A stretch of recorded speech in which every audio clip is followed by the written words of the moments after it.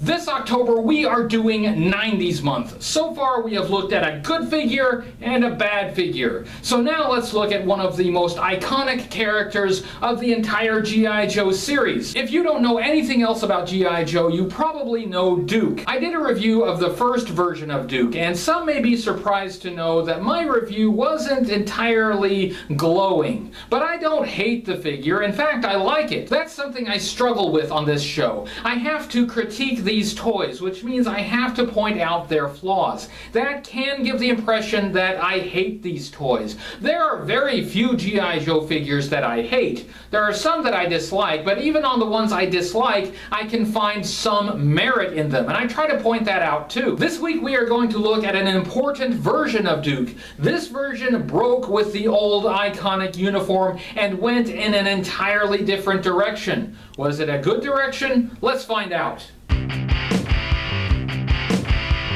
Cobra Commander 788 here.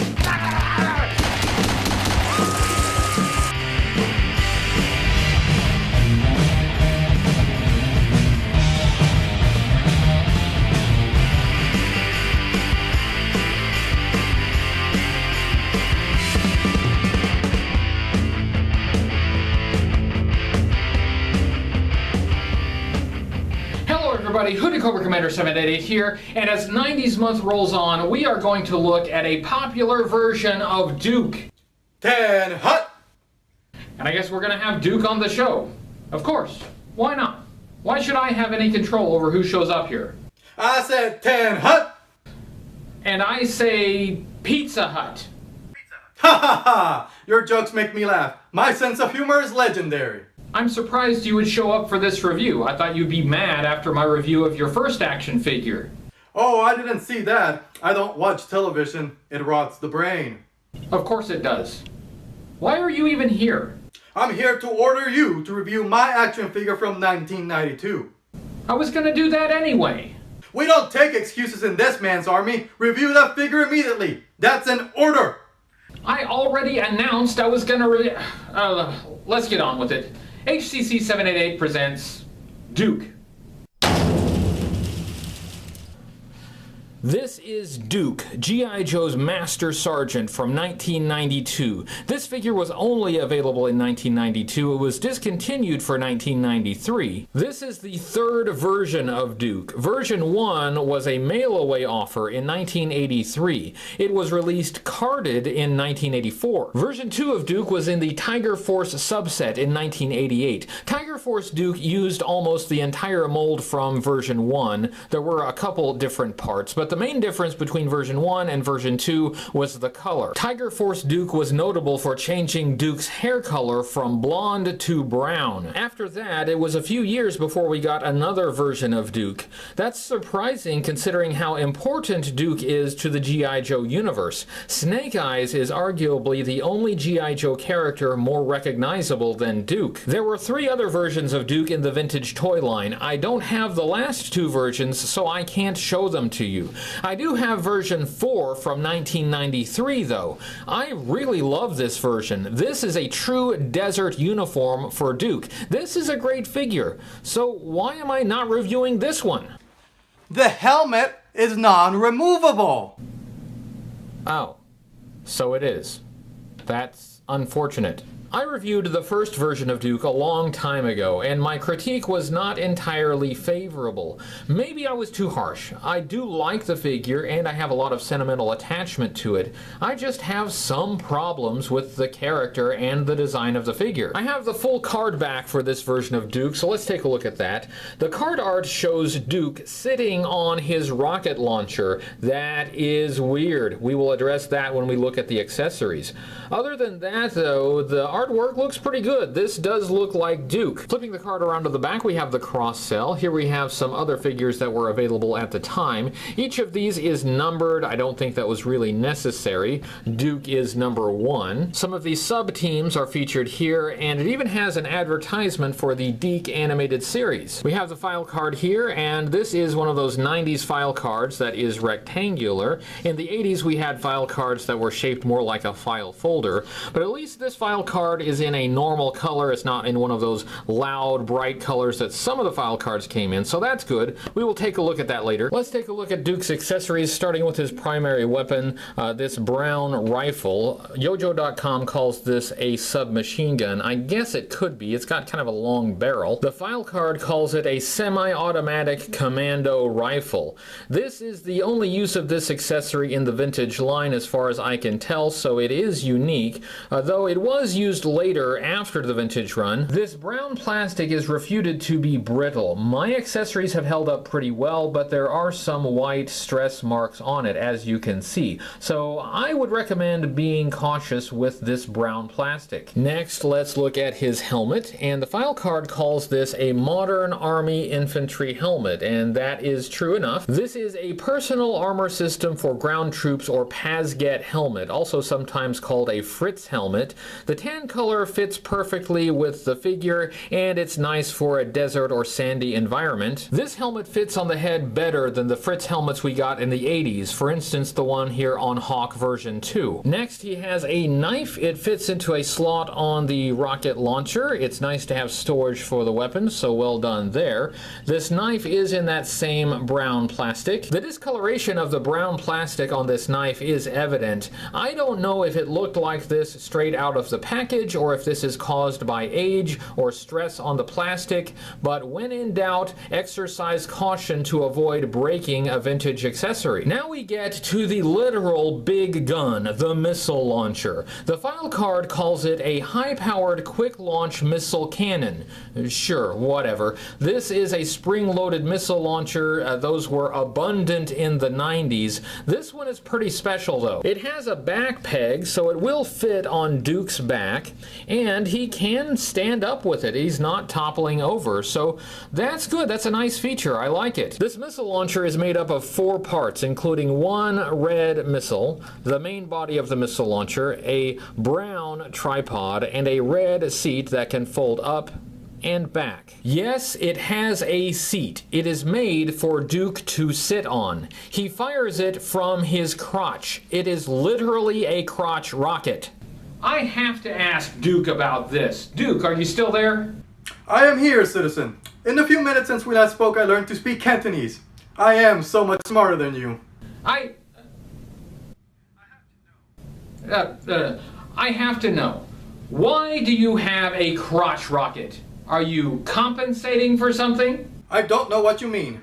You know, it seems like you have a big crotch cannon to cover the fact that you are physically unimpressive. That is a negative. I have no need to compensate. I am perfect in every way. Well, if you don't have a crotch rocket to distract from anatomical inadequacies, then why? Very simple. Sitting on the rocket launcher lets me aim better. What? How? How can having a launcher at crotch level possibly help you aim? I have an eye down there. Are you serious? You have an eye down there? So you're saying you have one eye at crotch level? Oh my god. I hate you so much. It's big. Shut up! Let's test fire this thing. Let's take out Dr. Mindbender again. Why not? We'll place the missile in the launcher notch side down. Press in until it clicks. The trigger is here in the back. You press up to fire. So let's aim and fire. The final accessory that came with the figure was a black figure stand, and I've said it before, these figure stands in the 90s were a good thing. In the 80s, figure stands were kind of scarce, but they are very useful, and so it's nice to get figure stands with 90s figures. Let's take a look at Duke's articulation. He had the articulation that was standard for G.I. Joe figures by 1992, so he could turn his head from left to right and look up and down. He could swing his arm up at the shoulder and swivel at the shoulder all the way around. He had a hinge at the elbow, so he could bend at the elbow about 90 degrees. He had a swivel at the bicep, so he could swivel his arm all the way around. The figure was held together with a rubber O-ring that allowed him to move at the torso a bit. He could move his legs apart about so far. He could bend his leg at the hip about 90 degrees and bend at the knee about 90 degrees. Let's look at the sculpt, design, and color. The overall color scheme for Duke version 3 is for desert camouflage. Version 4 continued the desert camo theme. Why the shift to desert colors? Probably because the figures were released after the Gulf War, which occurred from 1990 to 1991, including Operation Desert Shield and Operation Desert Storm. This changed the popular image of the American soldier from Vietnam-era jungle-equipped to modern desert-equipped. The head features blonde hair and kind of a flat top. It does away with the grin from version 1, which I always thought was cheesy. This is a top-notch head sculpt. This looks like Duke to me. His chest features a tan tactical vest over a red shirt with brown straps that continue around to the back. That's very nice. This red collar from his undershirt reminds me of the red collars that the Series 1 G.I. Joe characters were sometimes given in the comic book. He has a variety of grenades on his straps, including this round one, and this detail here, I can't quite make out what it's supposed to be. It is in bronze paint, and we're still having that trouble with this shiny metallic paint wearing off very easily, so you can see the base plastic color through it. On his chest he also has a pistol right in the center. It looks like a bronze pistol grip in a brown holster. That does look pretty good. The file card calls this a hand-to-hand combat 78 caliber pistol. First, if you're fighting with a pistol, you're not fighting hand-to-hand. I haven't been able to find a reference to a 78 caliber pistol. I don't know what real weapon this could be referring to. A pistol pointed straight down is not the best idea. It would make more sense if it were angled toward his dominant hand so he could draw it more easily. The pistol is positioned to be drawn with his left hand. On the first figure, his pistol was on his right leg, so I'm pretty sure he's right-handed. His arms feature very short red sleeves and larger than average biceps, but not quite the exaggerated muscular biceps of a Sergeant Slaughter. He has some brown gloves, otherwise his arms are pretty plain. His waist features a red belt with a bronze belt buckle. I really want this belt to be brown. On his lower legs he has some red boot coverings and a knife on the left side and some tan boots. The most obvious complaint is, why red? This is apparently supposed to be desert camouflage, but why red? Brown is the most obvious color to use for desert camo, like Dusty here. If you look at the colors you find in a desert, there is a lot more than tan and brown. You can find red, orange, purple, and blue. In that sense, red does fit into a desert color palette. I'm pretty sure this is how Spearhead ended up with orange camo. It's the same idea. You can encounter some orange hues in the desert. It looks strange on the figure, but it isn't totally without merit. However, that does not mean you want these colors to be part of your camouflage pattern. You don't want your soldier to be only camouflaged for a colorful desert sunset. During the day, tan and brown are the most prominent colors you will encounter. A tan and brown color scheme makes the most sense. The red on this figure is distracting. Let's take a look at Duke's file card, and this file card is a milestone. We finally have an all-new file card for Duke. His first file card, of course, came with the 1983 and 1984 figure. The file card for version 2, the Tiger Force file card, mostly copied the version 1 file card. They just added a few unnecessary details. But this is an all-new write-up for Duke, so let's see what they say about him. This file card has a list of the features on the figure. I'm not going to read through those. I'm going to stick to the part about the character of Duke. His code name is Duke. He is the Master Sergeant. File name is Conrad S. Hauser. Primary military specialty is Ranger. None of his other file cards mention he was a Ranger, but he's everything else, so why not make him a Ranger too? Secondary military specialty is Military Intelligence G2. This G2 is indeed an intelligence designation for the U.S. Army. Is there anything Duke doesn't do? His birthplace is St. Louis, Missouri, and he is an E8 Master Sergeant, and here we have a problem. On his version 1 file card, it called him a First Sergeant and a Master Sergeant. Both a First Sergeant and Master Sergeant are E8, but they are not the same thing. First Sergeants have more command responsibilities than Master Sergeants. So my problem with the version 1 file card is they needed to pick one. Is he a First Sergeant or a Master Sergeant? On his version 2 file card, they did pick one. He was a First Sergeant. They mentioned it twice on the card. But now with version 3, he's back to being a Master Sergeant. It has a quote here, presumably from Duke. It says, "I'm going to rush that machine gun nest, and when I get there, all you useless profiles better be behind me." So he's gonna run on out there and hope that his troops follow behind him. If they didn't like him, that'd be a pretty easy way to get rid of him. This paragraph says, "It takes a special type of old Army sergeant to be a top kick or first shirt for an elite unit like the G.I. Joe team, and Duke fits the bill." Top kick and first shirt are slang for first sergeant, not master sergeant. Pick one. He's got to be the main disciplinarian, the guidance counselor, the big brother, and offensive coach to a whole outfit of specialists who are the very best at what they do. How does he do it? By doing what he does best. Kicking butt. Kicking butt!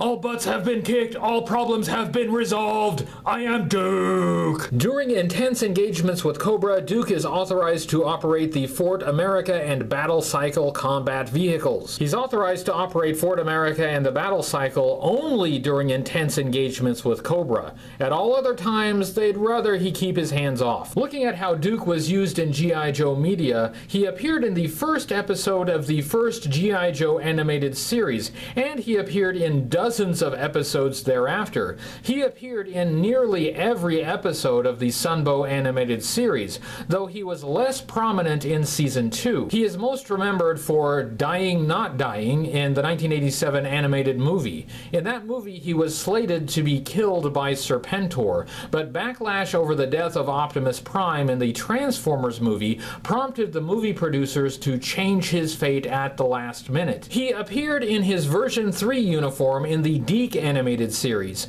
The colors they used in the Deke cartoon were different from the figure, and I have to say, I like their color choices. It looks better than the figure. Well done, Deke.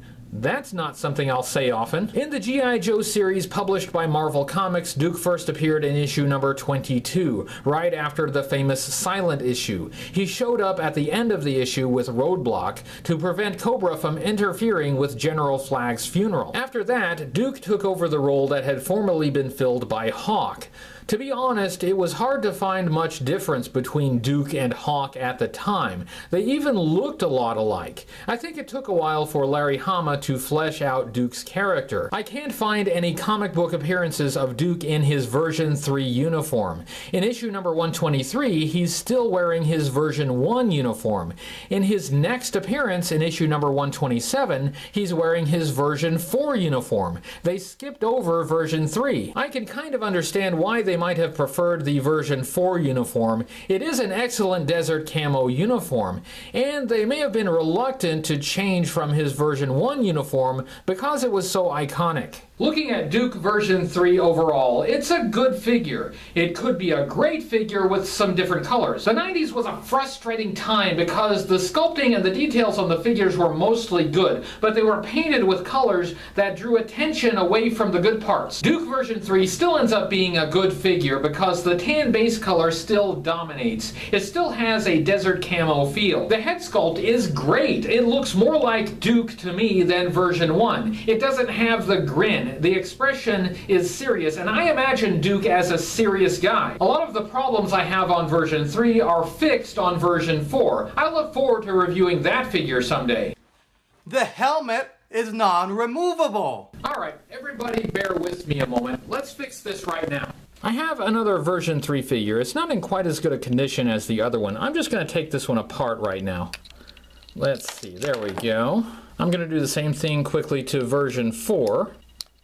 Alright, screw is out. Let's pop this guy apart. There, perhaps the perfect Duke action figure. And he can still have his helmet. Please don't get the idea that I dislike Duke. He's not in my top 10 favorite characters, but he's probably in my top 15. My main issue with Duke is how he is presented as being pretty much flawless. He is a character without an art because he's already perfect. Version 3 of Duke has a lot of fans, and I can understand why. This is our first new Duke since the first version of Duke. Version 2 is pretty much a copy of version 1, and this version does capture the character very well. I really like this figure, and I hope that makes up for some of the negative things I said about earlier versions. I just did 1,000 push-ups, and I did not break a sweat. Tell me, reviewer, how much do you bench? Why do you have to be so perfect? Why are you always presented as the masculine ideal? Do you have any flaws at all? Of course I have flaws. I work too hard. I'm too humble. I care too much. Some women find me too attractive.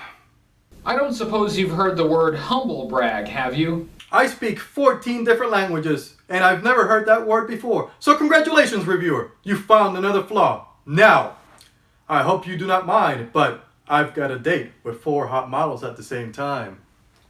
Later, loser! That's it. That's the review. Thanks for watching. Please like the video and subscribe. Find me on Facebook, Twitter, and Patreon. 90s month is still going. I'll see you next week. Until then, remember, only G.I. Joe is G.I. Joe.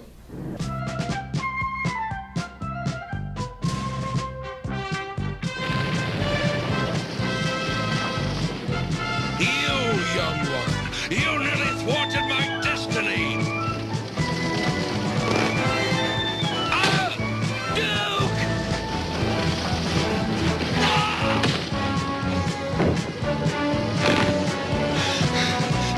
Die, arrogant earth scum!